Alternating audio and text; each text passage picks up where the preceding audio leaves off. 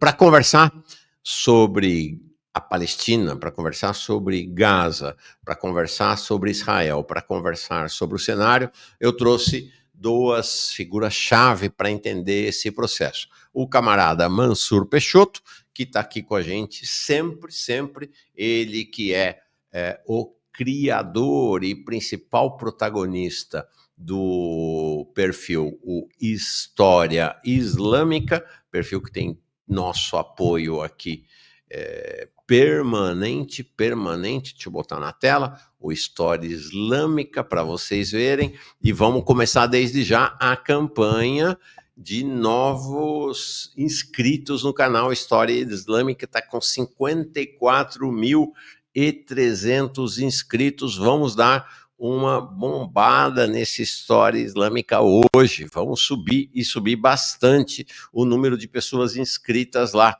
tá aqui, né? História Islâmica, deixa eu botar na tela, tá? História Islâmica com Mansur Peixoto, tá aí, ele tem, opa, fiz bobagem aqui, pera lá, eu tenho que aumentar, é aqui, tá aqui, tá 54.300 inscritos, vamos chegar a 54.500 até o final dessa transmissão, acho que seria minimamente razoável. E aí você tem os vídeos mais recentes do canal. Mansur Peixoto comenta sobre as iranianas do Vilela, desculpa. O anterior tinha sido a mentira de que o imperador Adriano criou a Palestina, e ao vivo, o mais recente, Irã humilha Israel e Síria pega fogo, é a transmissão ao vivo mais recente, feita há 11 dias. Então, não deixe de se inscrever no História Islâmica. Aqui, ó, já me inscrevi, bem legal, vamos nos inscrevendo lá. E ao lado dele está o meu mestre, professor Pedro Lima Vasconcelos, professor da Universidade Federal de Alagoas, professor de História na UFAL, Universidade Federal de Alagoas, mestre livre-docente em Ciências da Religião, pós-doutor em História, como eu disse, um dos maiores especialistas, se não atualmente o maior especialista em canudos no Brasil. Somos parceiros no canal Paz e Bem, um canal de espiritualidade que eu mantenho, um monte de gente que fundei lá em 2018, depois da eleição do Bolsonaro. Fizemos um curso que marcou época sobre canudos lá, juntos, e agora, recentemente, um curso sobre a Palestina. Esse curso que deu num livro.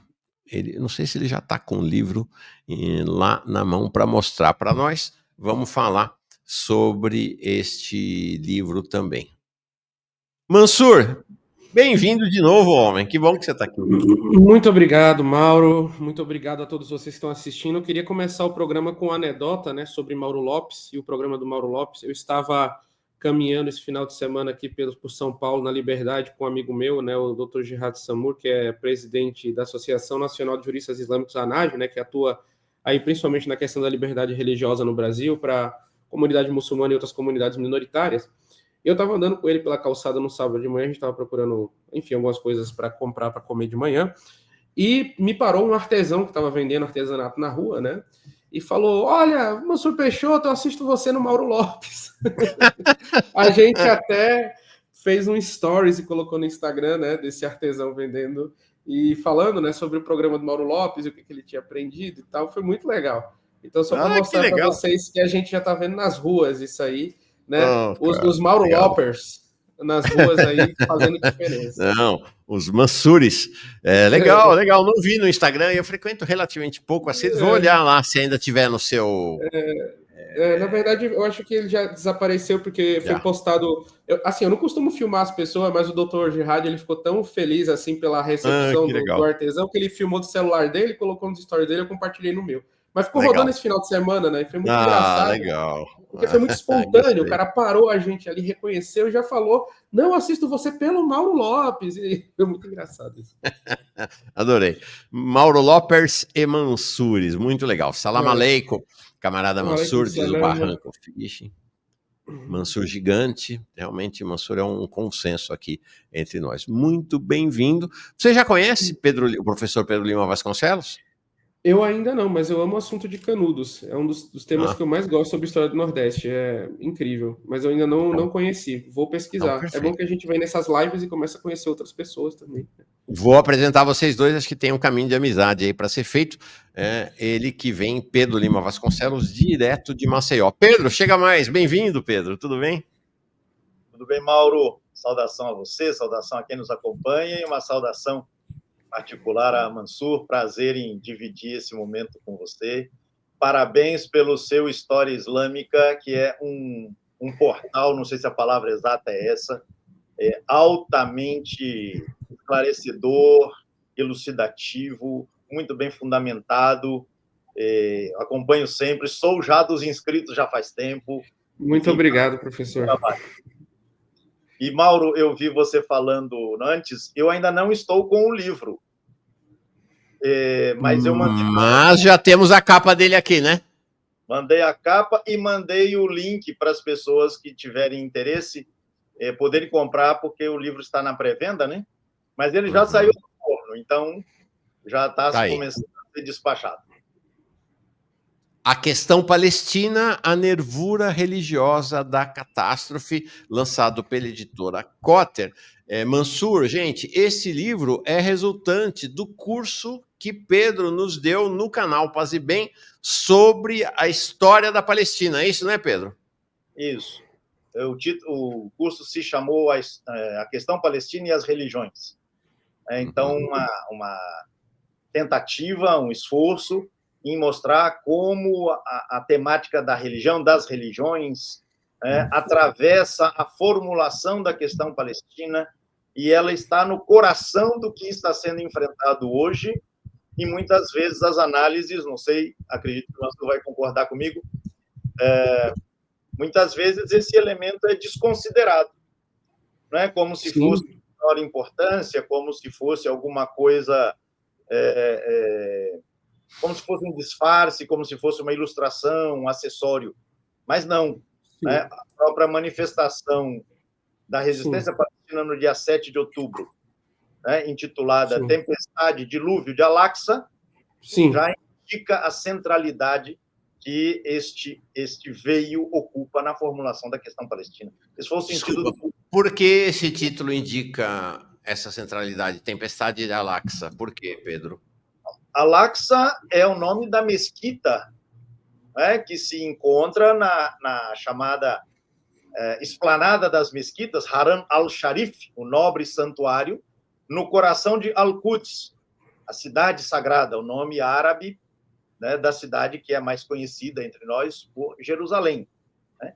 E desde o início do movimento sionista, da implantação das comunidades de migrantes, judeus, judias, na Palestina, já no final do século XIX, começo do XX, o alvo era, né, esta região no coração pulsante da cidade de Al-Quds, Jerusalém.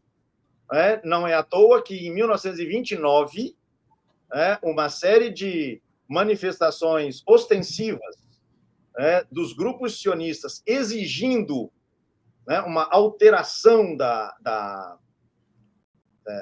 do traço urbano da cidade para favorecer as comunidades sionistas em detrimento do bairro magrebino, na cidade, que era o bairro tradicionalmente associado às peregrinações da gente muçulmana vinda da África do Norte, dos países da África do Norte, principalmente, levou aos primeiros confrontos, digamos, diretos, físicos, com mortos, feridos. Né? Por quê? Porque se queria alterar o estatuto religioso daquele espaço. Né? E estou tomando muito tempo aqui nessa minha primeira fala, mas deixa eu me completar com isso. Nessa época, Freud escreve uma carta que ficou esquecida, ficou escondida pelo sionismo, em que ele diz: a Palestina não pode se tornar um Estado judeu. Por quê? Por conta dos lugares sagrados existentes neste Estado que nem cristãos nem muçulmanos vão entregar ao controle sionista. Pois em 1967, a primeira medida que a ocupação ilegal sionista posterior à Guerra dos 6 Dias fez foi destruir o bairro magrebino e criar ali um grande pátio para que ali se tornasse o ícone, né, para a comunidade judaica na frente do chamado Muro das Lamentações. Enfim, então nós estamos mexendo aqui com um conjunto de questões atravessadas, todas elas, por inúmeros fios que envolvem as religiões oriundas deste território. Daí, então, essa nervura religiosa a qual eu me refiro no subtítulo do livro. Eu já coloquei aqui no chat, estou colocando de novo, tá? O link, se você quiser fazer a compra na pré-venda do livro do Pedro.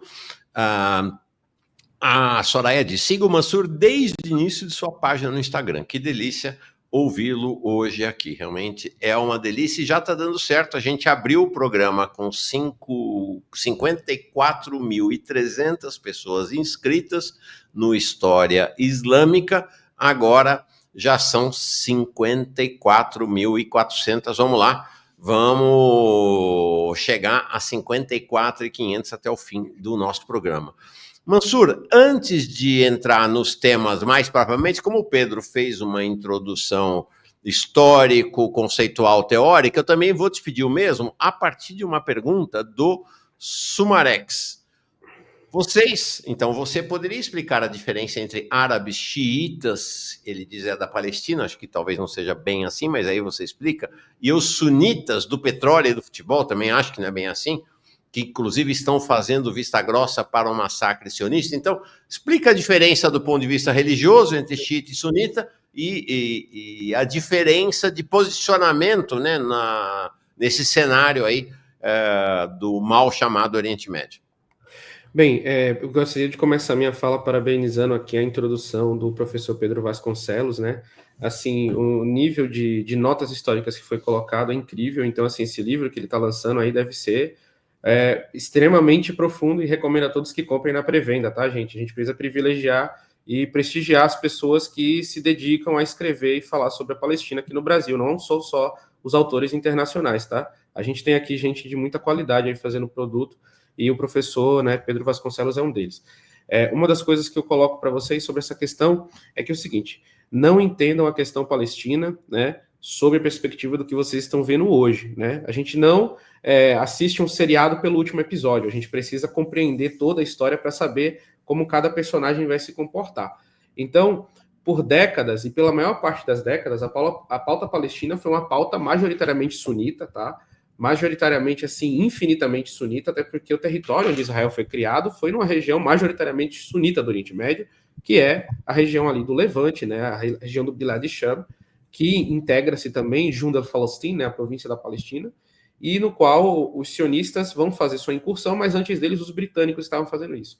Então a primeira linha de defesa que você vai ter da Palestina é o Império Otomano, que era majoritariamente sunita, e depois os grupos nacionalistas árabes nas décadas anteriores, pela maior parte da história desse conflito, que são sunitas, né? O Irã, ele vai, digamos assim, atuar ali dentro depois da Revolução Islâmica. Então você tem aí uns 60 anos de resistência sunita, né? E logo em seguida o Irã ele vai entrar, né, contra a entidade sionista após a Revolução Islâmica. Antes disso, o Irã, ainda que um país xiita, ele era aliado de Israel, né, no governo do Shah, obviamente, e, digamos assim, mantinha acordos e relações com o Estado de Israel. Então, essa é a gênese no sentido de que você tem uma mudança, né? Mas a maioria da população dos países sunitas ali da região são totalmente anti-Israel. Você vê isso aí na própria Copa do Catar, sempre que um jornalista se identificava como israelense, as pessoas se recusavam, mesmo pessoas do Marrocos ou de qualquer outro país que ensaia aí cada vez maiores relações com Israel, a sequer responder entrevistas, né? Porque uma coisa são estados e governos e outra coisa são populações, né? Então, assim, a gênese do que a gente tem na divisão entre sunitas e xiitas, quem quiser assistir depois tem um vídeo bem, né, detalhado no meu canal explicando como ela existe, ela existe primariamente, tá? Não continua sendo somente por essa questão, mas ela existe primariamente por uma questão política, né?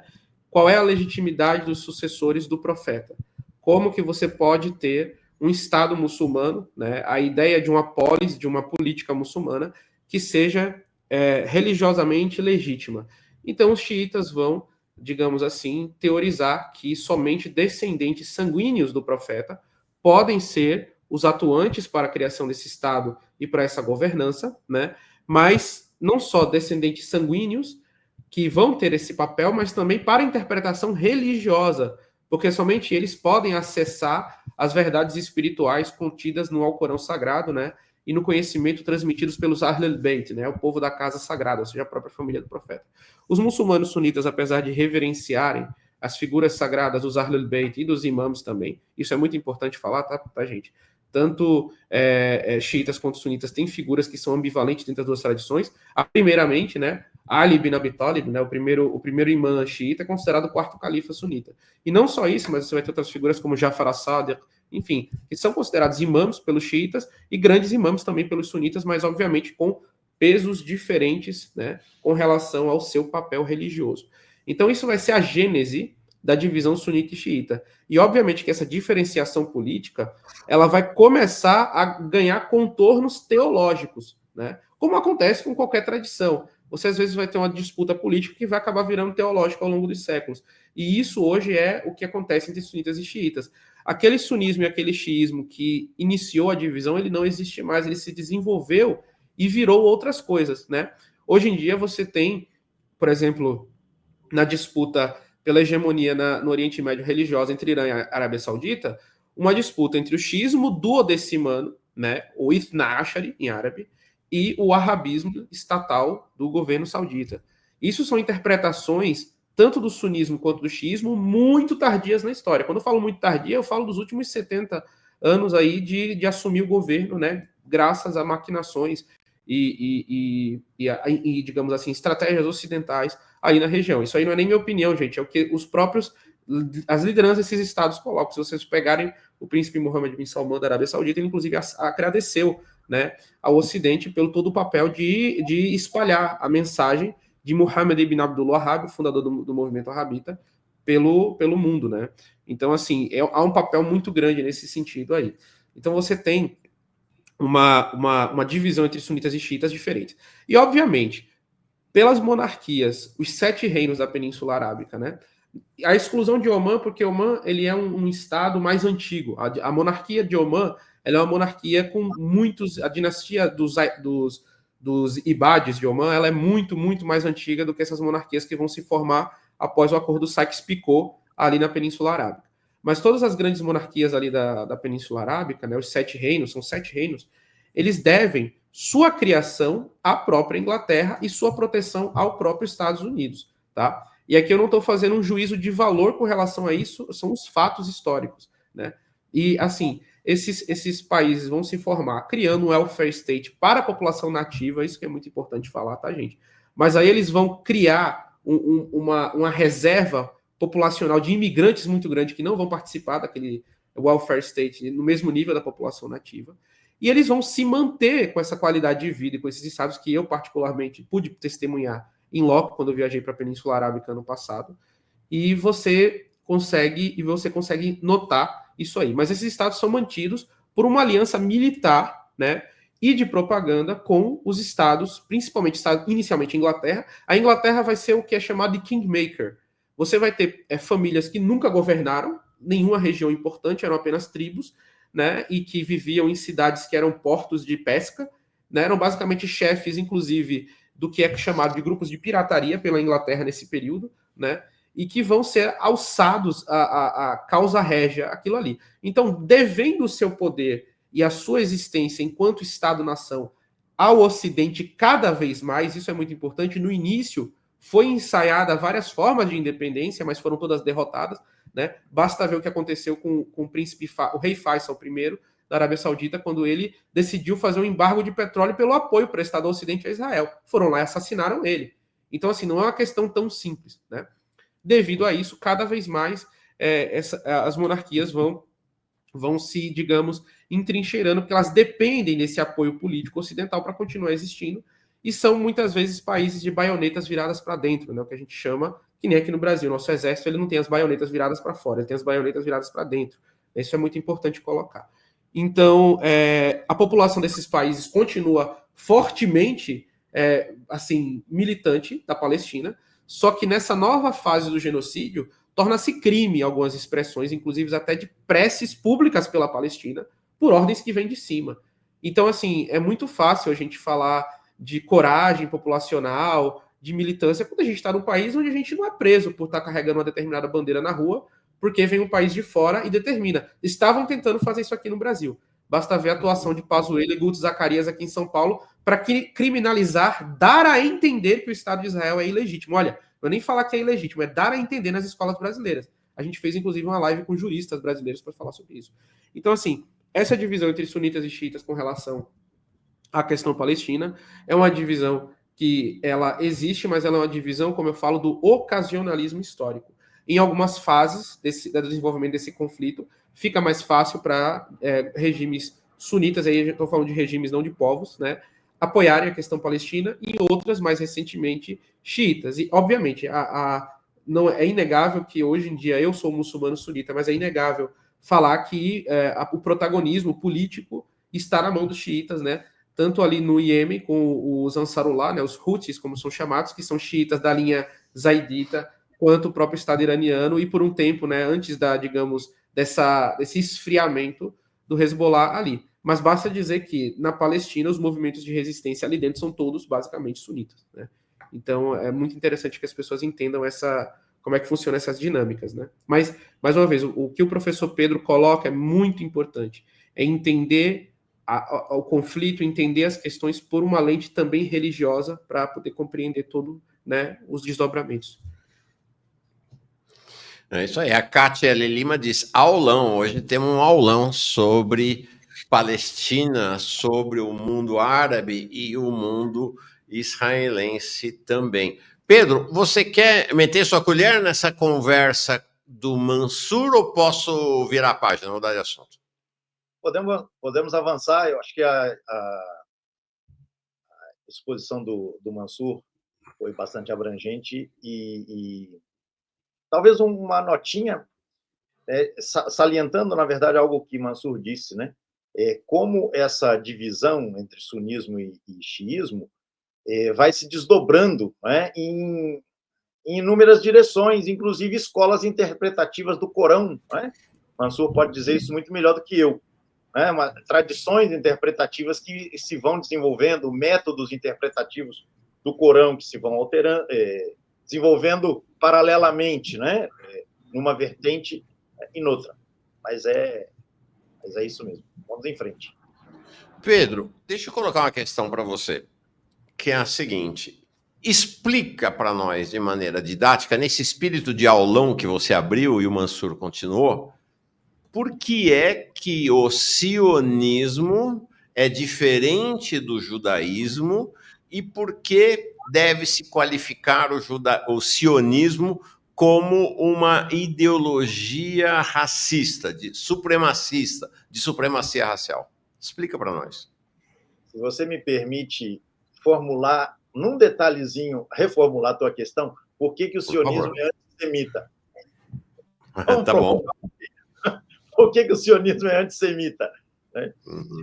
Enfim, o sionismo deve ser visto como uma ideologia supremacista, racista, colonialista e outros istas, mas todos no mesmo tom.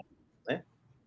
É bom a gente lembrar, Mauro, quem nos acompanha, que a palavra sionismo ela não vem do nada, ela vem do nome de uma colina na cidade de Al-Quds, Jerusalém,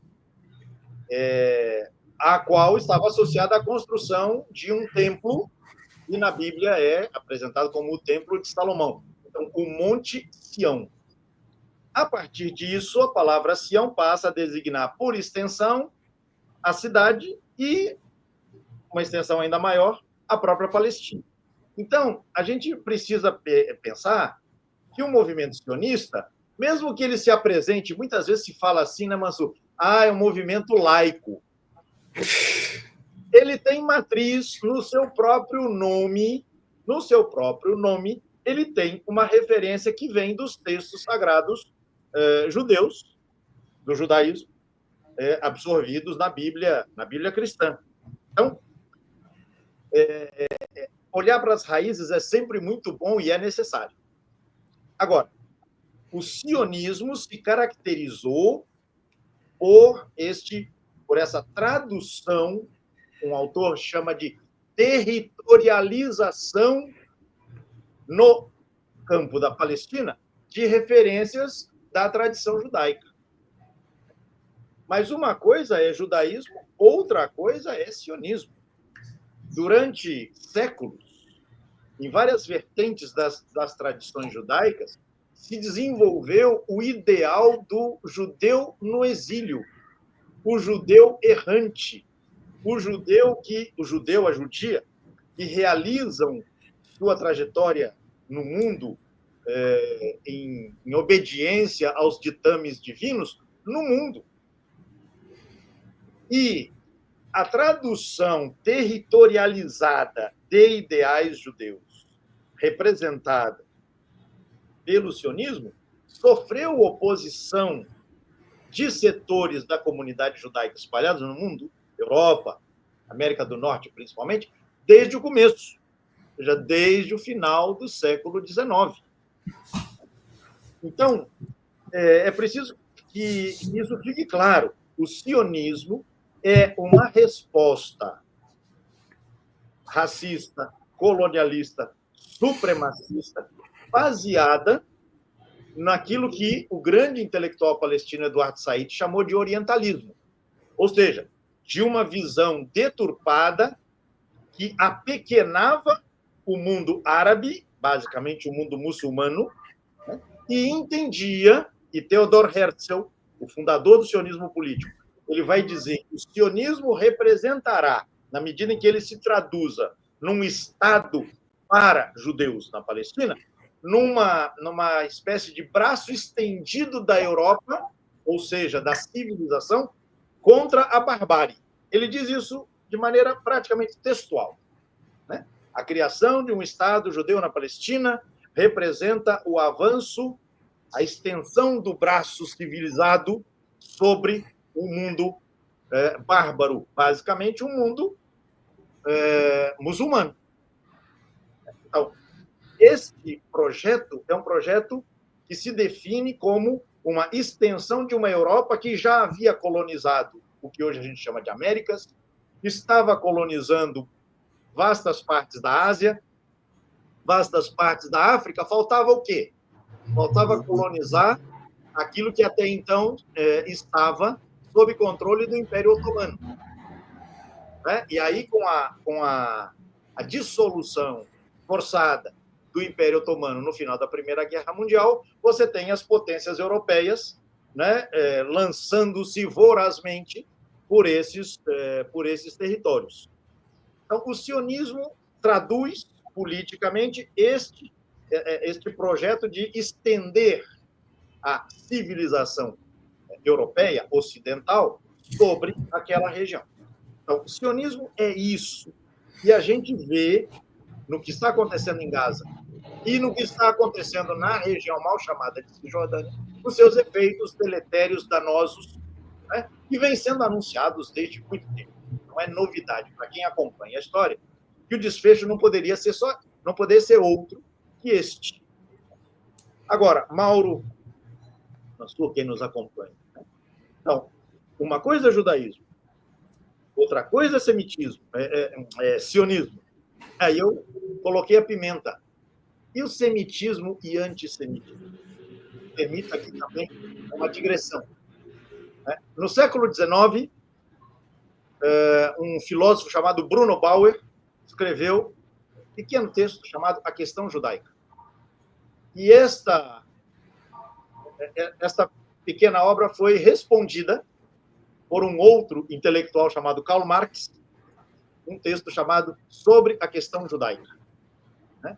Ambos os textos estão publicados em uma boa edição aqui em português pela Boitempo. Os dois autores, eles discutiam por encaminhamentos diferentes, mas discutiam basicamente a mesma questão. O estatuto da comunidade judaica, ou das comunidades judaicas na Europa, que sofriam vários tipos de hostilidade, de marginalização, de perseguição, a variar de acordo com as regiões. E, num certo momento, já na segunda metade do século XIX, um escritor, que agora me foge o nome, ele tomou o termo semitismo e associou as hostilidades contra judeus na Europa à sua ascendência, à sua pretensa ascendência semita, ou seja, filho de Sem, um dos filhos de Noé, a história lá do dilúvio, contada na Bíblia. E aí ele vai dizer, então, que a hostilidade contra judeus judias na Europa era expressão de antissemitismo. No entanto, o que este escritor fez, e depois veio toda uma tradição, foi uma espécie de sequestro do termo semita para designar única e exclusivamente judeus judias. Quando, na verdade, o termo semita, ele designa os povos do mal chamado Oriente Médio, que, de acordo com a tradição, eram descendentes do filho de Noé, chamado Sem. Neste sentido, as religiões samaritana, judia, cristã, muçulmana, entre outras, porque há outras expressões, são todas religiões semitas. E os povos que vivem no Oriente Médio, grosso modo, são semitas. Portanto, o que Netanyahu e seus asseclas estão fazendo em continuidade ao que vem sendo feito desde os primórdios do movimento sionista, com o apoio armado do mandato britânico, e desde a instalação e imposição do Estado de Israel contra a população palestina, a inviabilização daquela solução ilusória dos dois Estados. Conversa só para inglês ver, e aí inglês mesmo, né? Tudo isso é manifestação de antissemitismo. Não foi só o Hitler que produziu a expressão mais brutal de antissemitismo. Netanyahu está fazendo a mesma coisa. O Estado sionista vem fazendo isso com a população palestina, e não só a Palestina. É bom lembrar que Israel agride todos os povos ao seu redor. Líbano, Síria, a Jordânia, o Egito. E o que está sendo perpetrado especificamente na Palestina é a forma mais brutal de antissemitismo contemporâneo. Então, vamos recuperar o alcance do termo. O semitismo não é uma exclusividade do povo judeu. O povo judeu se pretende descendente de Sem, ok? Mas Sem, passando por Abraão e Ibrahim, no Corão, Abraão e Ibrahim não é pai só do povo judeu. De acordo com a genealogia mitológica, né? Os povos árabes se apresentam como filhos de Ibrahim via Ismael. Então, há que se distinguir claramente entre os termos. Sionismo é uma coisa, judaísmo é outra. Há muitos judias anti-sionistas, é importante que isso fique claro. Há rabinos, lideranças judaicas que são radicalmente anti-sionistas. E sim, é importante não sequestrar ou não reduzir o alcance da palavra semita, deixando de lado um contingente imenso de pessoas que se definem, entendem herdeiras de Sem. Queria exatamente continuar nessa conversa contigo, Mansur, até porque você tem uma experiência recente em vídeo de diálogo com o rabino. Os judeus, o perfil Eu pergunta, os judeus ortodoxos são anti-sionistas? Vi vídeos de vários deles se colocando contra Israel faz na Palestina. E aí acrescenta uma outra questão. Judeus e árabes, judeus e palestinos, sempre tiveram uma relação de antagonismo ou já viveram em paz em alguns momentos da história? Primeiramente, pessoal, preciso entender o seguinte. O termo judeu ortodoxo, ele é extremamente amplo, tá? E engloba diversas variantes de judaísmo. Os racídicos também têm diversas variantes de racídicos. Então você tem grupos de judeus ortodoxos que são anti-sionistas, tá? como os rabinos que fizeram parte do nosso documentário Israel Paralelo, né? O rabino Dovid Israel, que eu tive o prazer de encontrar pessoalmente, uma pessoa iluminada, só a presença dele assim deixa você em paz e tranquilidade, só pela voz dele. Também você tem o rabino Shapiro, né? Isaac Shapiro, que fez um material também muito bom com a gente. Então, isso são linhagens ortodoxas, mas de movimentos diferentes. E você tem judeus ortodoxos que são sionistas também. Até porque o sionismo precisou criar cada vez mais uma apropriação da religiosidade judaica para ganhar legitimidade entre judeus religiosos, porque eles sempre foram anti-sionistas desde o começo, né? Porque é uma quebra do judaísmo a ideia de você ir para a Palestina e criar um estado do nada antes da volta do Messias, entendeu? É basicamente isso, é você fazer uma profecia autorrealizável, pelo menos no ponto de vista das principais linhagens judaicas ditas ortodoxas, né, até o início do século XX. Então, os judeus ortodoxos, eles não são todos antisionistas, mas dentre os racídicos você tem um antisionismo muito grande. E também tem judeus seculares antisionistas, né? Agora, no sábado de manhã, inshallah, eu vou fazer uma entrevista pessoal com o Ilan Pappé, que é um historiador judeu muito famoso, e ele não é religioso, né? Então, assim, e também, a gente não vamos parar de falar só de gente de fora. Breno Altman tá aí para mostrar pra gente, né? E ele não é, como é que se diz, religioso, e faz um trabalho antisionista muito grande. Então você tem sionistas e antisionistas de todos os lados. E sobre essa questão da vida entre árabes e judeus, tem no documentário Israel Paralelo, eu fiz um episódio somente sobre esse tema e condensei ainda em outro vídeo para quem não tiver tempo de assistir o documentário todo, porque tem 6 horas, né? Soltei um outro resumo sobre isso na semana passada, que é um resumo de basicamente 7 minutos sobre a história de como árabes e judeus viveram ao longo do tempo. E a gente tem que entender que árabes e judeus são um povo que menos brigaram na história da humanidade. Tá? Eles viveram mais pacificamente entre si na história da humanidade. A pessoa fala, Mansur, como? Bem, se você for pegar episódios de pogroms ou conflitos de bairros que existiam em países árabes, você vai ter um espaçamento de séculos entre o registro de uma coisa e outra. Nenhuma comunidade com visões tão antagônicas de religiosidade vive assim sem brigar por tanto tempo, gente. Vocês têm que entender o seguinte. Quando o Islã vai surgir, haviam tribos na Península Arábica que eram tribos, digamos, o que a gente chama de pagãos. A verdade, esse termo é incorreto, mas só para vocês entenderem, eram parte de uma religião xamanística, politeísta árabe, que adoravam o panteão dos deuses, né? Ruba, o Alat, a Uzza e outras divindades que existiam ali dentro da Península Arábica. Haviam árabes cristãos e haviam árabes judeus, né? Das tribos de Qurayza, Banu Qaynuqa, que viviam ali no oásis de Medina. Quando os muçulmanos vão começar a ser perseguidos, eles vão ser acolhidos numa cidade que é majoritariamente árabe politeísta e árabe judaica. Você vai ter guerras tribais entre 3 tribos judaicas e os muçulmanos, mas o status de que os muçulmanos tinham que proteger os judeus quando os judeus não estivessem em estado de guerra, ou seja, quando não estivessem em batalhas campais, ele nunca vai mudar. Por isso que você tem tantos rabinos que foram importantes. Congelou a minha? Congelou? Tá bem? Então tá bom, então eu vou continuar. Você tem muitos rabinos que foram fundamentais para a formação do Islã inicial, como Muhayrek, que foi martirizado na Batalha de Uhud, né, defendendo o lado muçulmano, como Abdullah ibn Salam, que vai ser um dos grandes, né, mestres compiladores do Alcorão, que era de origem judaica e vai se converter ao Islã. Então você tem vários indivíduos de origem judaica que vão ser fundamentais para a formação do Islã inicial. A própria esposa do profeta, uma delas era de origem judaica, né? E quando ela sofria preconceito ali, naquele contexto de guerra por ter origem judaica, o profeta condenava as pessoas que falavam mal das origens judaicas dela. Então, os judeus e muçulmanos vão ter esse início conflituoso e de cooperação ao mesmo tempo.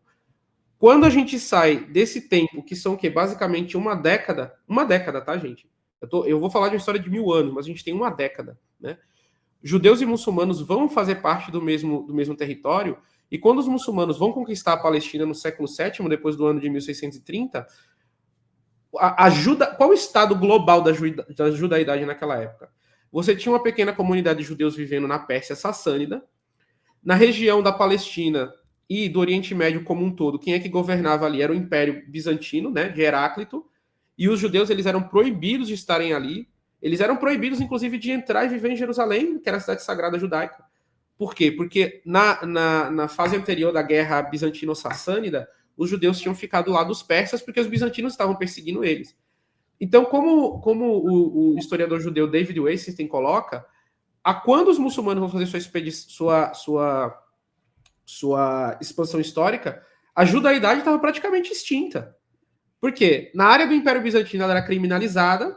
Se a gente vai para Sefarade, na área governada pelos visigodos, era pior ainda, era mais criminalizado ainda, porque o Concílio de Toledo tinha basicamente proibido você ser judeu e existir enquanto judeu em todo o território da Península Ibérica, que era governado pelos visigodos. E na Alemanha, na região ali mais do que a gente chama, né, de Ashkenazi, você vai ter alguns bolsões de comunidades judaicas, mas assim, se você não tem nenhuma mudança no padrão político, aquelas pessoas iam ser extintas também, como foram, tá? Como foram. No período das Cruzadas, você tem vários massacres de judeus ali na Renânia, vários massacres de judeus, né, que vão ser sucessivos. Então, dentro desse contexto, quando os muçulmanos vão chegar, eles vão não só criar um ambiente onde os judeus vão poder praticar sua religião, mas eles vão promover a imigração judaica para o território da Palestina. Não é uma imigração forçada, mas um convite político para que judeus voltem a integrar a população da Palestina. Então os judeus vão de oficialmente extintos, óbvio que existiam judeus se escondendo por ali, vivendo ali de alguma forma, né, para legítimos. E quando esse califado ele vai chegar na Península Ibérica, ele vai fazer a mesma coisa. Então a judaidade vai de uma extinção e uma clandestinidade para uma prosperidade ao ponto de, no Califado de Córdoba, o primeiro-ministro era judeu. No Emirado de Granada, na Taifa de Granada, o primeiro-ministro era judeu. Na Taifa de Saragossa, o primeiro-ministro era judeu. Você tem noção, assim, que é num estado medieval, muçulmano, onde a legitimidade do Estado é a prática pia, ou seja, piedosa da própria religião, o primeiro-ministro do Estado ser judeu? Isso não é uma questão de liberdade religiosa no conceito pós-iluminista. Isso é uma coisa, digamos assim, extremamente corajosa de você fazer numa sociedade onde você pega uma pessoa que abertamente rejeita a religião, que é o status de ser daquilo ali, e você coloca como primeiro-ministro. Vamos trazer para um contexto secular brasileiro. Vivemos num Estado democrático de direito republicano. Se eu pego alguém de uma corrente política absolutamente díspare daquele status, uma pessoa que defende a abolição total daquele Estado e coloca ele como primeiro-ministro, ele pode abertamente falar isso enquanto age como primeiro-ministro de um Estado que funciona com outra perspectiva. Você tem noção do que é isso? Esse era o nível de que muçulmanos e judeus estavam dispostos a tolerar-se na Idade Média. Não acreditem no que eu estou dizendo. Vão estudar a história das relações muçulmanas-judaicas. Esse extremo poder que era dado aos judeus dentro da sociedade muçulmana, ele chegava a tal ponto de ruptura. Então, por exemplo, no século XI, na Taifa de Granada, né, que era um dos reinos muçulmanos da Península Ibérica, Samuel ibn Agrila, que era o primeiro-ministro judeu do reino de Granada, ele vai estabelecer tal poder que vai se tornar uma dinastia. Então ele vai passar, mesmo governando muçulmanos, ele vai passar o poder dele para o filho dele. E aí o filho dele fala, olha, por que a gente não abole logo esse Estado muçulmano e cria um reino governado por judeus aqui na Península Ibérica? Então ele convida Ibn Sumadir, que é o rei da Taifa muçulmana de Almeria, para invadir Granada e instauraram no poder como absoluto e, né, abolir a dinastia zirida. Quando isso acontece, aí você tem uma guerra civil, os judeus morrem. É o famoso pogrom dos judeus de Granada, né? Então, assim, você tem noção do que é você viver entre duas comunidades religiosas, que a única forma de ruptura que elas vão ter é quando os extremos de poder chegavam a tal nível que os interesses políticos se conflitavam e aí fazia guerra? Tá, e depois disso eles viveram guerreando e se matando? Não. Eles voltaram ao estado normal de coisas. Então, é isso que vai acontecer na história judaica e muçulmana ao longo de todo o período histórico. E onde os muçulmanos conquistavam, eles traziam os judeus expulsos. E de onde os judeus eram expulsos, quem é que recebiam eles? Os muçulmanos. Eu podia citar aqui 20 ocasiões na história onde isso aconteceu, mas só uma última. Todo mundo aqui conhece o Silvio Santos, certo? Aqui no Brasil, o famoso apresentador. Qual é o nome do Silvio Santos? Senhor Abravanel. Por quê? O nome dele é Senhor Abravanel, né? Em ladino, que é a língua dos judeus sefarditas, e também no espanhol, a palavra senhor, né? Senhor é senhor, na verdade, era utilizada para figuras de grande status. Ele é descendente do grande rabino Abravanel Sênior, ou seja, Senhor Abravanel. Em 1492, Abravanel Sênior, ele era o tesoureiro de Castela, né? O reino da rainha Isabel I de Castela. Quando Isabel vai conquistar o último reino muçulmano da Península Ibérica, que é o Emirado de Granada, tá? Eu estava falando da Taifa de Granada, mas esse é o Emirado de Granada. O último sultão, o Muhammad XII, ele vai assinar um acordo de que os judeus deveriam manter o seu status de continuidade religiosa ali em Granada, certo? Você vai ter uma assinatura desse acordo. Mas, obviamente, quando os muçulmanos vão embora, Isabel vai e revoga e faz o famoso ato de expulsão de Granada. Abraão Sênior, que era o tataravô do Silvio Santos, ele vai tentar criar um acordo com a rainha Isabel para a permanência dos judeus, mas ela fala que não. O judeu que permanecer aqui vai ter que ser batizado e virar católico, e se quiser recusar vai ser morto. Então o que vai acontecer? Quem é que vai mandar uma frota para resgatar os judeus após séculos de convivência muçulmana e judaica na Península Ibérica, na Espanha e Portugal? Os muçulmanos, Sultão Bayazid II, filho de Mehmed II Conquistador.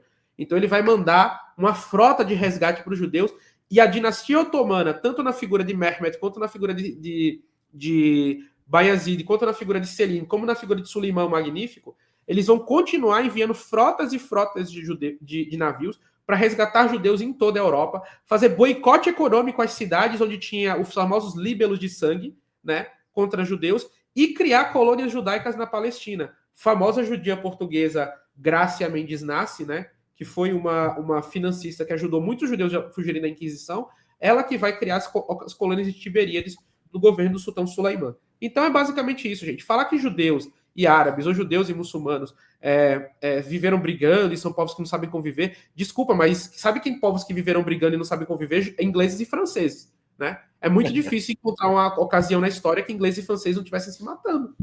Então é isso, judeus e árabes vivem em concórdia na maior parte da história. Fala, Pedro. Queria me permitir aqui, Mansur, um último exemplo. Você falou de um exemplo assim. Vou colocar mais um. O sionismo é responsável por uma ruptura fundamental no coração de Al-Quds, Jerusalém, Palestina, entre judeus, judias que já viviam ali durante todo o tempo do Império Otomano e a população palestina em geral.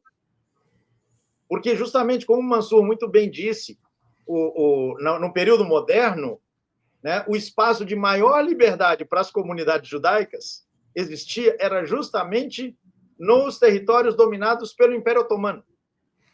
Quando o sionismo se introduz na sociedade palestina, ele impõe uma ruptura com das comunidades judaicas já existentes ali, com seus vizinhos, seus colegas, seus companheiros árabes de longa data.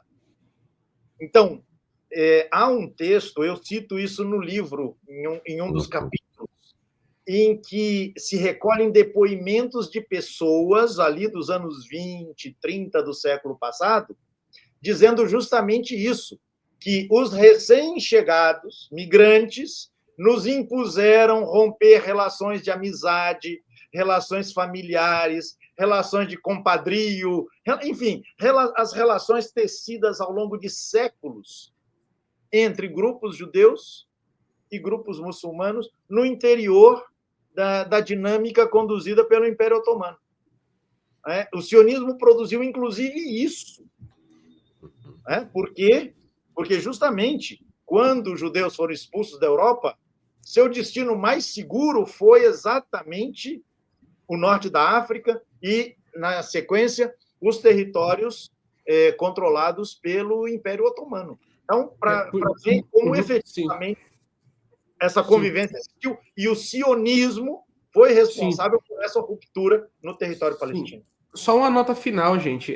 O fundador, né, o primeiro grande líder, presidente, primeiro-ministro de Israel, que isso é sempre muito nebuloso, né, o Ben-Gurion, pega as fotos do Ben-Gurion jovem, onde é que ele servia? No exército otomano.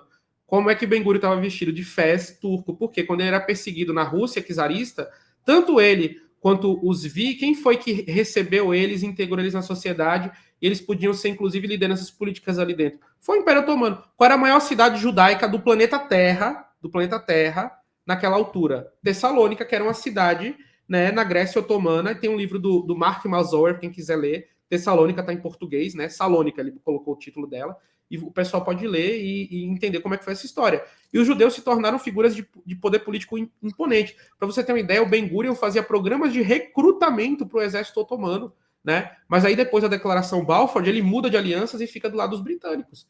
Então é isso. Você não tem... Porque o Ben-Gurion ia ajudar um estado que era um califado, gente. Era um califado islâmico com raízes medievais que tinha começado ali no século XIV, que é o Império Otomano, né? E você vai ter um judeu querendo que isso se expandisse. Por quê? Porque era basicamente onde é que os judeus viviam, onde é que eles tinham a participação política, onde você vai ter até movimentos messiânicos judaicos de grande importância, que nem o movimento de Sabbatai Tzvi. Enfim, gente, é muita história aí, mas eu vou passar a palavra para o professor, que se eu começar aqui, a gente vai ficar até... A gente já foi para Salônica, a gente vai chegar em Kaifeng, na China, você tinha comunidade judaica chinesa, aí a gente vai começar a falar também, meu Deus. Ô, Pedro, e aí tem uma questão interessante, né? Há um traço de igualdade entre a palavra sionista e a palavra judeu. Mas é um traço falso. Não é preciso ser judeu para ser sionista. Você tem, por exemplo, milhares e milhares de cristãos sionistas, por exemplo. Sim. Tá certo? Então, o sionismo não é uma exclusividade do mundo judaico, né? Então, você pega hoje, né, aqui no Brasil, né, o sionismo é sustentado, porque a comunidade judaica no Brasil é pequena, tem muito poderosa, mas é muito pequena. Quem sustenta o sionismo no Brasil é basicamente o sionismo cristão, né, Pedro?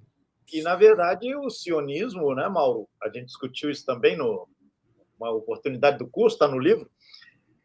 O sionismo, enquanto uma ideia, né, de retorno de grupos judeus à Terra Santa, é uma ideia de origem cristã. A ideia, por exemplo, expressa por um Padre Vieira. Padre Vieira, figura importante da política portuguesa, um grande autor da literatura na nossa língua. Ele falava do retorno do povo judeu à Terra Santa, né, como uma pré-condição para a volta do Messias. Em outros setores cristãos, né, da Europa, principalmente no mundo da Reforma, mas também no mundo católico, né, se desenvolveu essa ideia de que o lugar do povo escolhido é a terra, né, que um dia lhe fora destinada por Deus.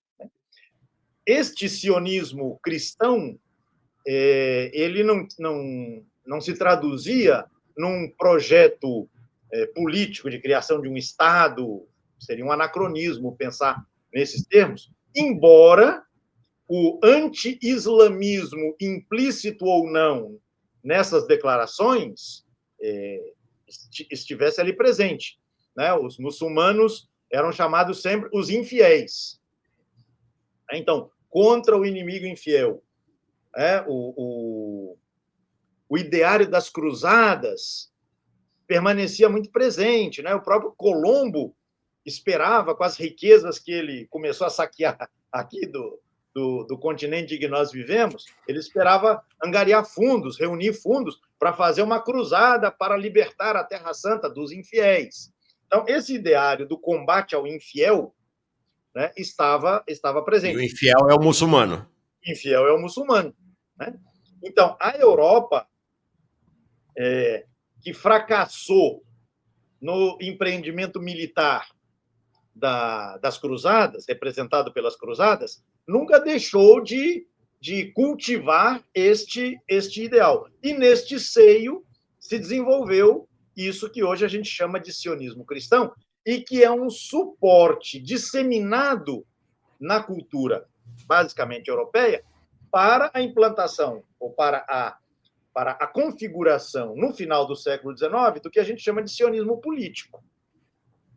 Por isso, eu sempre gosto de lembrar essa cena, né, que marcou aí um momento da nossa política recente, quando uma senhora interrogada por um jornalista, né, numa manifestação em favor do inelegível, no ano passado, na Paulista, né, e ela portava uma bandeira de Israel e uma bandeira brasileira. E aí o jornalista perguntou, mas a senhora está carregando uma bandeira de Israel aqui, por quê?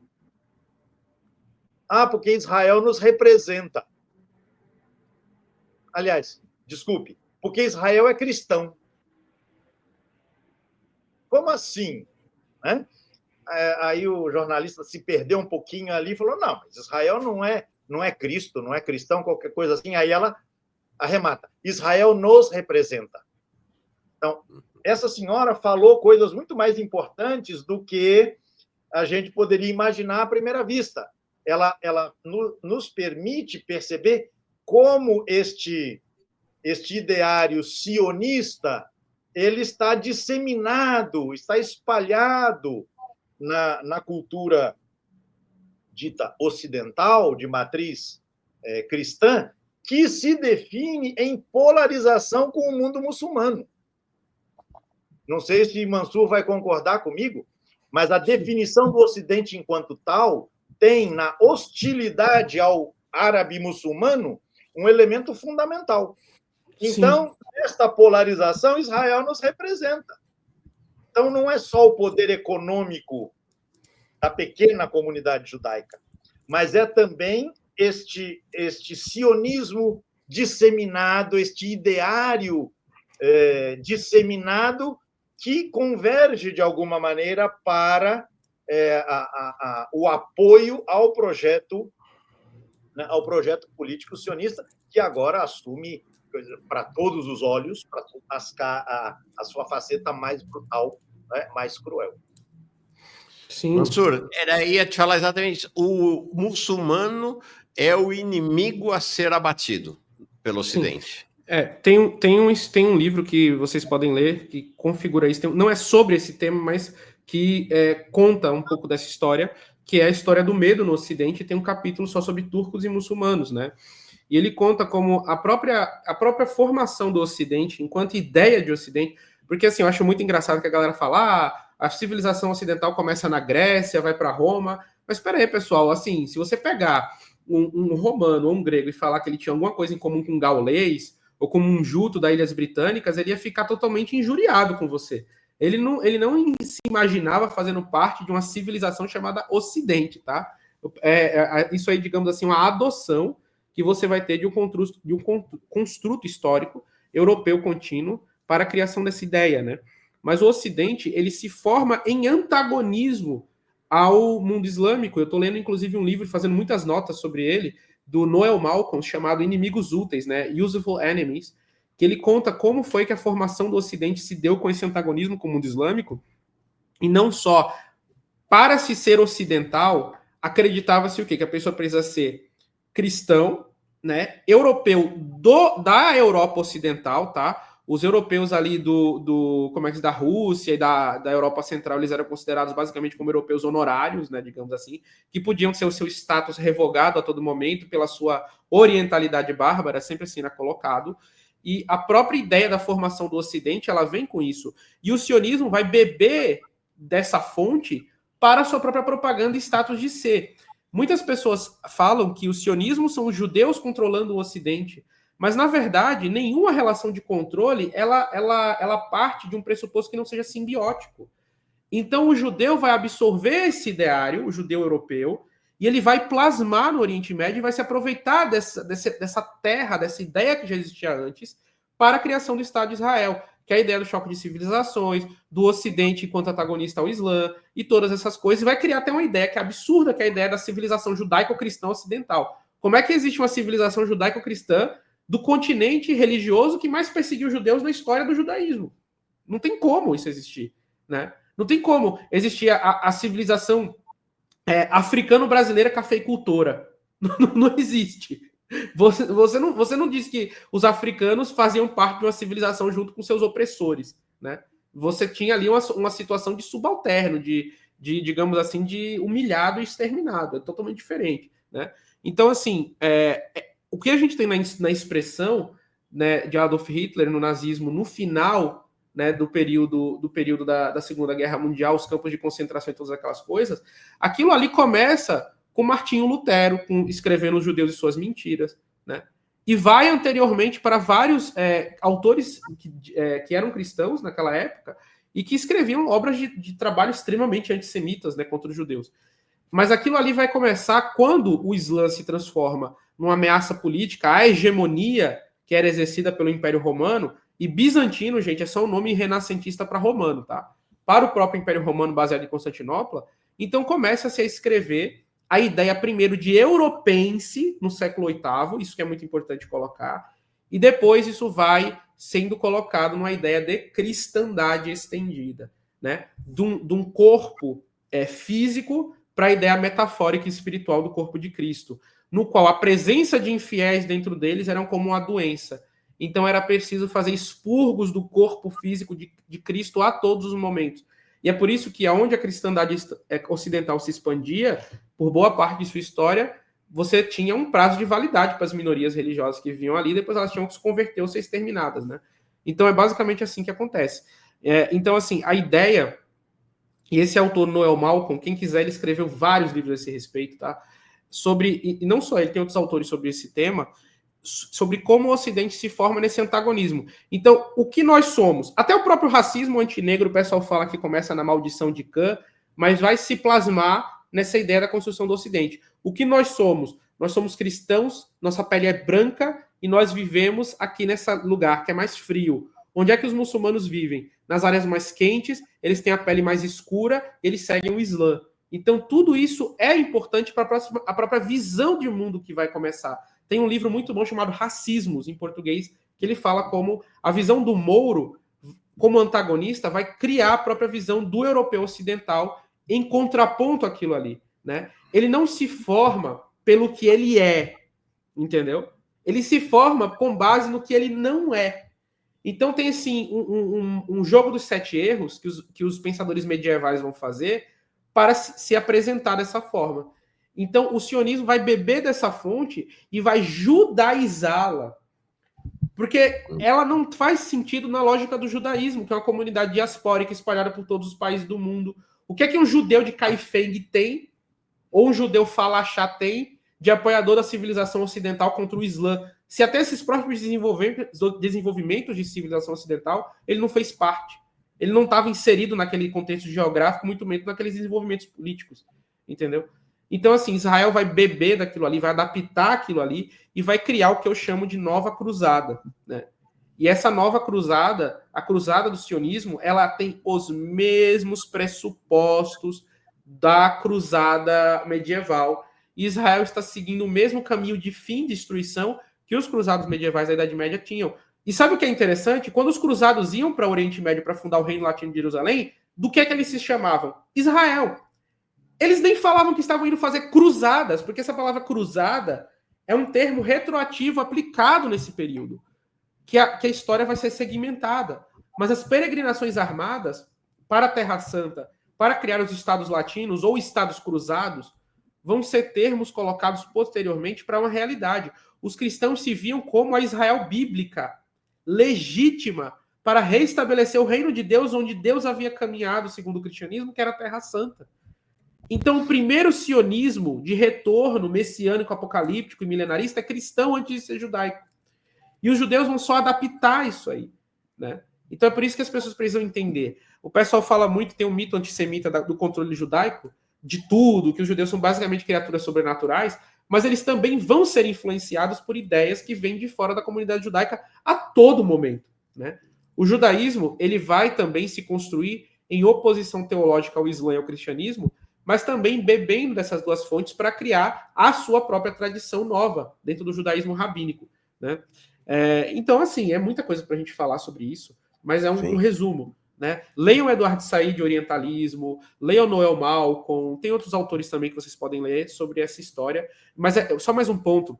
Eu estava lendo um livro, depois eu vou pegar aqui o título dele quando eu terminar minha fala para vocês lerem também, que ele fala o seguinte: você tinha um problema muito grande na Idade Média com relação ao iconoclasmo, né, das imagens, porque a Bíblia condena a veneração de imagens o tempo inteiro, né? Mas na cristandade medieval era o que mais se produzia. Então, assim, como que o Ocidente e os cruzados difamavam os muçulmanos? Falavam que os muçulmanos adoravam ídolos de ouro e pintavam os muçulmanos, os manuscritos, rezando para ídolos. Uma coisa que no Islã é assim, é pecado até você ter uma parede, uma foto na parede quando você vai rezar no ambiente, quanto mais um ídolo. Mas por quê? Você tinha a projeção civilizacional das inseguranças que o Ocidente tinha com relação à sua própria imagem, do que ele é. Então, quando o antagonismo não existia, entre o Ocidente, que era anti-imagens, e o Islã, que era pró-imagens, porque isso não existia, inventava-se. Era tão importante criar o antagonismo que inventava-se, que estavam indo combater muçulmanos que adoravam deuses. E aí você tem pinturas medievais onde Maomé, Muhammad, o profeta do Islã, ele era uma estátua de ouro, né? E os muçulmanos estão ali venerando aquela estátua de ouro. Que não faz sentido dentro do Islã, mas era criado isso na Idade Média, tá? Fantástico. Ó, não, vou te passar a palavra só registrando Elizabeth Belize. Obrigado, Farol Brasil, por trazer Mansur e o professor Pedro Lima Vasconcelos. Mais uma vez, convocando todo mundo aqui a se inscrever no canal História Islâmica, o canal animado pelo Mansur Peixoto, 54.400 inscritos. A gente termina esse programa quando chegar a 54.500 pessoas inscritas. Inscreva-se já. Se você não está inscrita ainda, dá para ver que é sensacional mesmo. E aproveito para colocar mais uma vez no chat o link para você fazer a compra na pré-venda do livro do professor Pedro Lima Vasconcelos, A Questão Palestina. Pedro, você levantou o dedo, que é o sinal universal de querer falar nas lives. Diga. Que Mansur trouxe uma série de elementos aí sobre o mundo medieval, tratou das cruzadas. Para mim, o tempo das cruzadas ele é decisivo para essa configuração desse Ocidente antagônico ao mundo islâmico. É quando se dá efetivamente a ruptura, quando a ruptura se consolida. Porque, e aí quero lembrar, Mauro, um autor que você conhece, né? Não sei se Mansur vai conhecer, provavelmente sim, que é alguém que já, inclusive, participou lá do canal Paz e Bem, o professor Emílio Gonzalez Ferrin, o livro dele, As Origens Culturais do Judaísmo, Cristianismo e Islamismo. A Angústia de Abraão, o nome do livro. E ele fala das origens simbióticas de judaísmo, cristianismo e islamismo. E um processo de simbiose que vai durando séculos e que só vai alcançar uma certa definição por volta ali do ano 800, 900, por aí. Né? Essas três identidades elas se vão definindo uma na relação com as outras duas. Mas chega o tempo das cruzadas e você tem, né, essa ruptura e que se consolida. E aí o elemento que eu quis colocar aqui Mansur mencionou a Declaração Balfour, né, o compromisso, né, do governo britânico em estabelecer na Palestina um lar nacional para o povo judeu, em novembro de 1917. Em dezembro de 1917, tudo está no livro. Em dezembro de 1917, a cidade de Al-Quds, Jerusalém, é tomada pelas tropas do general britânico Allenby. As manchetes vão apresentar a notícia, uma delas pelo menos, da seguinte maneira: Jerusalém é resgatada do cativeiro após 673 anos. Você faz a conta, 1917 menos 673 dá 1244, que foi o último ano em que você teve um domínio cristão sobre a cidade. Então, desde lá até 1917, Jerusalém está sob cativeiro, está na condição de cativa, de aprisionada, de refém.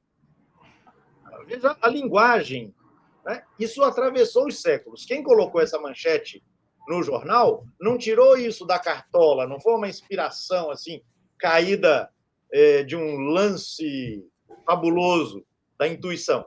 É alguma coisa que veio sendo alimentada ao longo dos séculos. Não à toa, este mesmo general Allenby, ele será representado em revistas britânicas já no início de 1918 com as vestes do cruzado Ricardo Coração de Leão.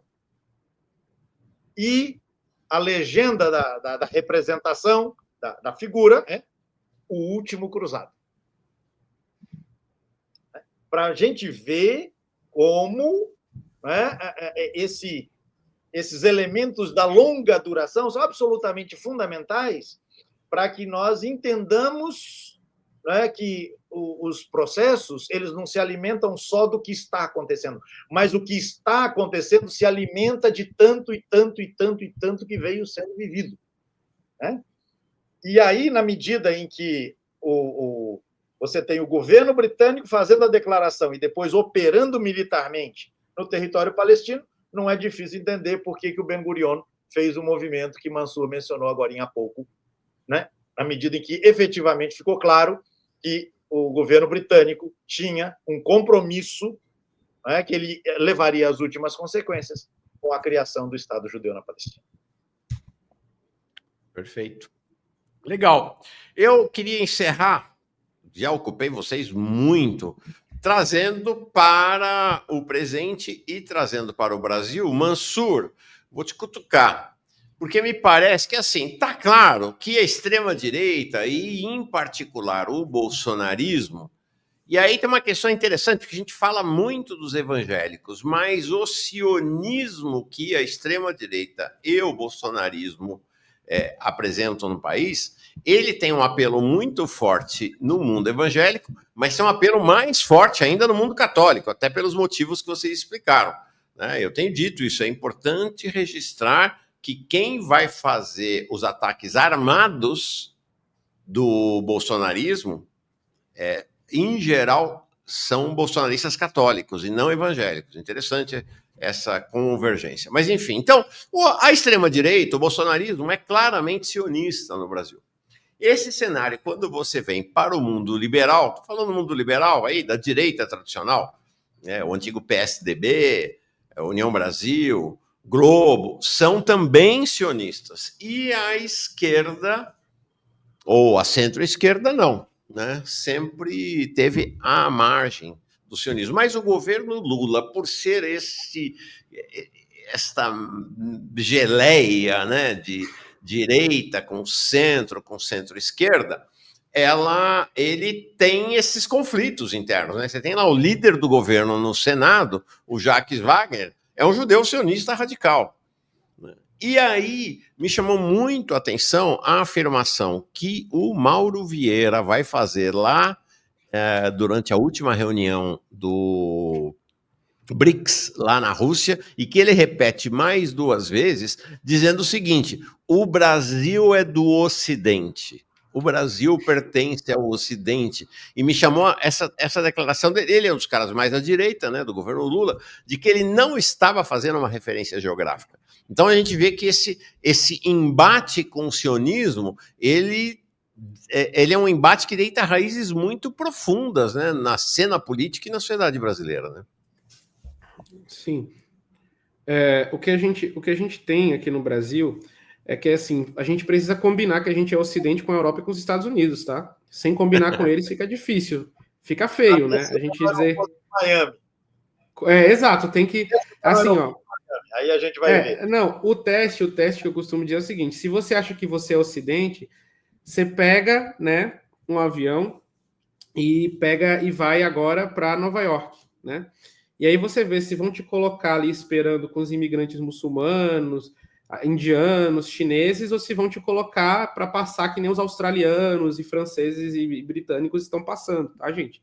Então, assim, a única coisa que eu falo para vocês é isso, tá? É o teste do Ocidente. O teste do Ocidente se deu com Jean Charles de Menezes, né? Que foi ali assassinado na Inglaterra, ser confundido com um muçulmano. O que ele tinha de muçulmano? Ele estava com um turbante na cabeça, ele estava com... Não, ele era um brasileiro, mas por quê? É o sangue mouro, é a cara de Mouro, é a ideia do Mouro que existe ali na Inglaterra desde a Rainha Elizabeth. Ele foi assassinado dentro dessas premissas. Ele gritou Allahu Akbar, ele fez alguma coisa? Não, né? Mas ele foi assassinado ainda assim. Então, essa ideia de que Brasil é um Ocidente é uma coisa muito fluida, porque, óbvio que o país que formou o Brasil, né, é Portugal, né, vai formar o Brasil na sua expansão marítima, mas deixa eu contar uma coisa para vocês. Até a Ibéria, Espanha e Portugal tinham um status meio que honorário no Ocidente. Por quê? Pelo sangue mouro e judeu dos espanhóis e portugueses. E os italianos do Sul também. Nesse livro Racismos, que eu recomendo muito, tá em português que vocês podem ler ele, o livro é no plural, Racismos. E ele conta a história de que os europeus do Sul, eles eram europeus mais honorários. Então somos honorários dos honorários, somos os filhos dos honorários com a mestiçagem daqueles que não eram nem considerados honorários, que eram os africanos e os indígenas. Então, assim, gente, o Brasil Ocidente é um Ocidente que é imitador, né? Somos imitadores do Ocidente nas nossas roupas, nos nossos costumes, nos nossos hábitos. Podemos nos conceber assim, de certa forma, mas não somos aceitos como tal. Eu acho que a identidade brasileira ainda precisa ser resgatada e precisa ser entendido. O brasileiro precisa entender que papel ele ocupa na história e no mundo. Porque a gente tem aquela tentativa, né, Brasil paralelesca, com aqueles documentários para dizer assim, que o Brasil é basicamente um continuador da ordem de Avis, que somos o legado de Portugal ocidental e tal. Precisa combinar também isso com os portugueses, e o pessoal do partido Chega, né, que basicamente trata brasileiros como se fossem imigrantes afegãos, imigrantes árabes, a invasão brasileira e coisas assim, né? Então, pessoal, é muito feio você ficar espalhando para as pessoas que você está namorando uma menina que você não está namorando, né? É muito vergonhoso isso. É até uma piada, né, isso aí. E agora você pegar e falar isso enquanto civilização é mais feio ainda, porque engloba um número infinitamente maior de pessoas. Então você ficar dizendo aí na cúpula do BRICS que você é Ocidente, a Rússia olha para aquilo ali e fala, cara, a gente nunca quis ser Ocidente, tá? A gente está muito bem aqui na nossa fronteira de Ásia e África, aliás, Ásia e Europa, com os nossos czars que usavam coroas europeias e cafetões turcos, né? Espadas e sabres curvos e canhões de fabricação francesa. Nós somos tudo. A gente está aqui como os brasileiros da Europa, né? E os brasileiros precisam começar, né, a ter uma valorização do que é a civilização brasílica, que vai beber desse Ocidente também, mas como Sérgio Buarque de Holanda, Sérgio Buarque de Holanda não, como Gilberto Freire, que é um historiador, que eu sei que o Jones Manuel detesta, tá? Mas que tem do que se aproveite ali, ele colocou uma coisa muito interessante, que é esse legado oriental e asiático na formação do Brasil. E ele escreveu muito sobre o legado islâmico na formação do Brasil, né? Então é isso que as pessoas precisam entender, o que é esse Brasil. Mas a extrema-direita brasileira, ela não é uma extrema-direita altiva, ela é uma extrema-direita sabuja. E aqui eu não estou fazendo um insulto, é uma constatação dos fatos. Porque quando você tem uma ameaça à identidade nacional e ao Brasil enquanto país, como é que ela se comporta? Ela é altiva? Ela levanta a cabeça? Não, ela levanta a barriga para cima, como um cão em posição de submissão. Você já foi numa loja que vende galeto de manhã? Aí tem lá aqueles cachorros ali na porta, esperando que você jogue um pedaço da galinha, você estica o pé para eles viram a barriga para cima para você fazer carinho. Isso é uma posição de submissão no mundo canino. Então o Brasil, da direita, se comporta basicamente dessa forma. Mas não é uma exclusividade nossa. Se você vê todas as direitas expatriadas, todas as direitas das elites transnacionais de todos os países que representam uma ameaça ou um jogo de interesse americano, se comportam da mesma forma. A direita iraniana, por exemplo, se comporta dessa forma.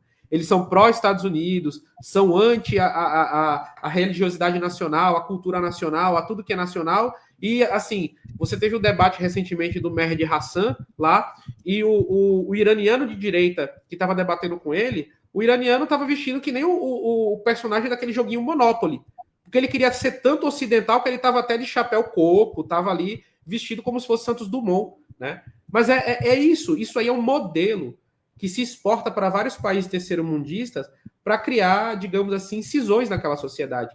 Mas os pressupostos são o mesmo. É submissão aos Estados Unidos. Nós somos Ocidente. Isso aí até no Oriente Médio. Você acredita que a direita iraniana também se concebe como Ocidente? O que é um absurdo.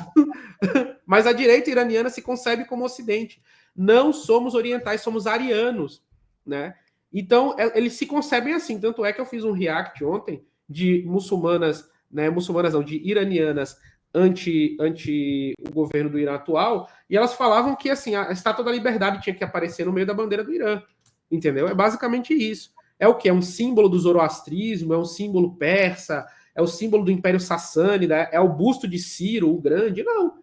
É basicamente uma mimificação dos Estados Unidos. Essas pessoas elas se vestem como americanos, se comportam como americanos, valorizam aquilo que é dos Estados Unidos. E é isso, gente. Não são opiniões, são constatações de fatos. E aqui no Brasil é a mesma coisa, né? Você nunca vai ver essas pessoas incentivando o turismo nacional. Você nunca vai ver essas pessoas fazendo como os líderes de guerrilha de esquerda faziam, né?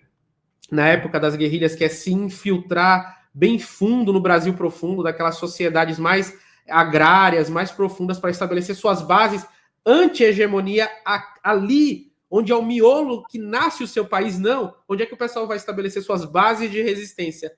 Nos Estados Unidos. Então, gente, eu não preciso dizer mais nada, né? É basicamente isso, é um ataque à soberania nacional. Para concluir, Mauro, teve um debate que eu fiz, né, com um militante sionista aí num canal chamado Baluarte Mental, e foi uma das cenas mais vergonhosas da minha vida, que eu comecei a usar um exemplo anedótico, eu falei assim, imagina se os Estados Unidos invadem o Brasil e começa... Aí o cara, por favor, que isso aconteça. Aí eu parei, eu falei, não acredito, não, cara. Vamos cortar por aqui, que não dá mais. A lavagem cerebral tá grande demais, mas podem continuar, pessoal. Isso aí. Pedro, o Mansur, com isso, encerra a participação dele. Queria também te entregar a palavra para encerrar a tua participação e, desde já, agradecendo os dois, mas, claro, farei propaganda do História Islâmica do seu livro antes de vocês nos deixarem. Fala, Pedro. Quando o Mansur falava, ia me lembrando de uma série de coisas, não sei se vou me recordar de todas. Quando ele diz que Portugal e Espanha são Ocidente, como é que você disse mesmo? Honorário, né? Eu me lembrei de uma frase atribuída ao filósofo alemão Hegel, não sei se é dele, eu encontrei em algum lugar essa atribuição, segundo a qual o Ocidente termina nos Pirineus. Isso. E a África começa depois dos Pirineus. Para quem não está recordando, os Pirineus são uma cadeia montanhosa que separa a Espanha da França. Portanto, Ocidente, a Europa Ocidental propriamente dita, não inclui a Península Ibérica. A Península Ibérica é propriamente África. E por que África? Mansur já disse, mas eu quero reiterar. Pelo sangue muçulmano, pelo sangue árabe, né, que percorreu e percorre as veias dos povos ibéricos desde os tempos medievais, desde da instalação de Al-Ándalus, né, na Península Ibérica. Então, é essa história, não é, Mauro? Vocês vão se recordar de um chanceler, se não me engano, foi do governo FHC, grande governo do FHC, que foi aos Estados Unidos e teve que tirar os sapatos na hora de fazer passar ali no radar. Acho que foi o Recupero, se não estou enganado. O Celso Laffer. O Celso Laffer, isso mesmo, Celso Laffer. Aliás, um judeu sionista. Né? Teve que tirar os sapatos. Que ocidente é esse, né, do qual nós fazemos parte até desembarcar no aeroporto de Miami ou, né, ser colocado na fila de imigrantes de segunda classe? Essa é uma observação. A outra observação que eu queria fazer, Mauro, tem a ver com a sua pergunta, né, que a direita é sionista, a extrema-direita nem se fala, o centro. Quando a gente vai para a esquerda, o cenário se modifica. Mas você mesmo já colocou o elemento de contraponto. O líder do governo no Senado é um notório judeu sionista. Eu acho que a gente vive no interior da esquerda essa contradição. Por quê? Não sei se você vai estar de acordo, se Mansur vai estar de acordo comigo, mas durante muito tempo, no âmbito da esquerda, de modo geral, se via com muita simpatia, por exemplo, a experiência dos kibbutzim, né? Aquelas comunidades socialistas, né? Autogestadas, né? Comunitárias, etc., etc. Ora, os kibbutzim foram o modo pelo qual o sionismo ganhou terreno, se implantou territorialmente na Palestina. Tanto é que se definiu essa figura É quase um oxímoro do ponto de vista do significado. Sionista de esquerda. Não, eu sou sionista, mas sou de esquerda. Como é possível? Como é possível? Mas foi, né? Tem sido. Como é possível se dizer de esquerda alguém que é adepto de um projeto que, na sua natureza estruturante, é colonialista, é supremacista? Sim. Em boa parte, isso tem a ver com o trauma, óbvio, o trauma vivido pelas comunidades judaicas na Europa e o que culminou no horror que foi o nazismo. Né? Então, essa solidariedade à causa judaica, né, por conta do Holocausto. Então, creio que esse elemento tem um papel. Sim. Mas o implícito anti-islamismo joga o seu papel também. Por quê? Porque, afinal de contas, quando a gente vai pensar as referências de esquerda, a gente vai buscar onde? Vai buscar na Europa. Nesta mesma Europa, que olha para o Oriente Médio e vê ali algo a ser colonizado, algo a ser civilizado. Então, eu entendo que a gente tem desafios em relação à questão do sionismo, inclusive no campo da esquerda.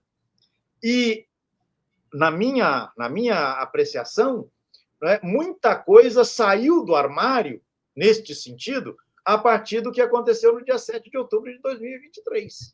Uhum. Em setores ditos de esquerda, a primeira reação foi: Hamas é terrorista, que horror, onde já se viu, e não sei o quê. E fazendo vista grossa ou ignorando completamente o histórico que conduziu ao 7 de outubro. Sim. Eu entendo que a gente está nesta encalacrada, porque também a esquerda, a nossa esquerda brasileira, de outros países também, né, vive nessa ilusão de que nós fazemos parte do Ocidente. E aí, com isso, bebe de muitas referências, né, advindas deste tal, né, Ocidente.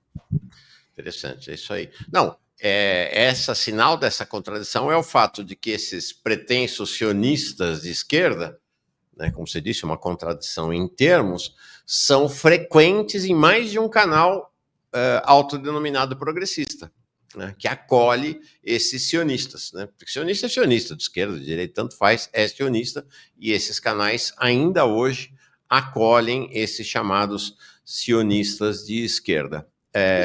Palavrinha ainda, Mauro, se você me permite.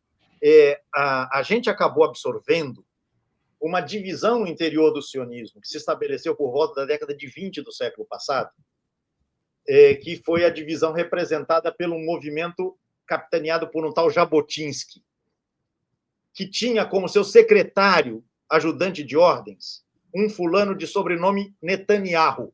Já ouviram falar do sobrenome Netanyahu? Que é o pai do atual Netanyahu.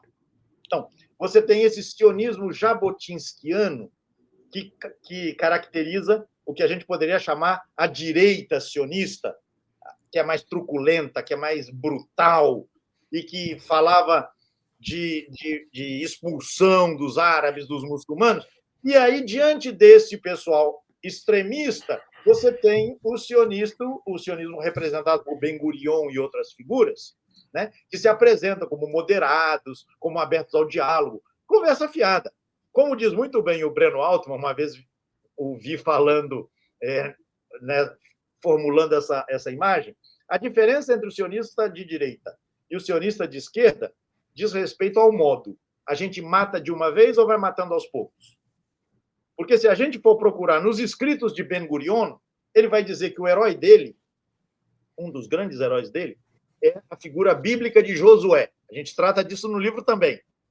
Figura Josué. Quem foi Josué? O general que, segundo os textos da escritura judaica, conquistou a terra de Canaã e exterminou toda a população ali habitante. Né? Ele era um herói de Ben-Gurion, o sionista dito de esquerda. Então, a gente acabou absorvendo essa divisão, que é uma divisão artificial, é uma divisão só nos modos, nos métodos. mas o objetivo é fundamentalmente o mesmo. Perfeito. É isso aí. Gente, tá aqui, ó. Adquira o livro A Questão Palestina, a Nervura Religiosa da Catástrofe. Está em pré-venda já na Cotter Editorial, botando o link aqui, que é fruto desse curso que fizemos. Na verdade, o professor Pedro ministrou no canal Paz e Bem. Primeiro. Segundo, assista a programação... Bom, e assista o canal Paz e Bem. Assista também a programação do História Islâmica, do nosso Mansur Peixoto, e com vídeos sempre muito instigantes. E o História Islâmica é a cara do Mansur. Aprofundado, né, instigante, sempre chacoalhando com a gente. Não deixe de assistir e se inscrever. Agradeço demais a presença de vocês, uma conversa longa aqui começamos 8h45, quase 2 horas, né? Mais de 1h30 de conversa com vocês dois. Mansur, super obrigado. Pedro, também super obrigado. Vocês serão chamados muitas vezes aqui. Muito Valeu. Obrigado, Mauro. Tchau, tchau. Tchau. Obrigado, Mauro. Um abraço, Mansur. Valeu.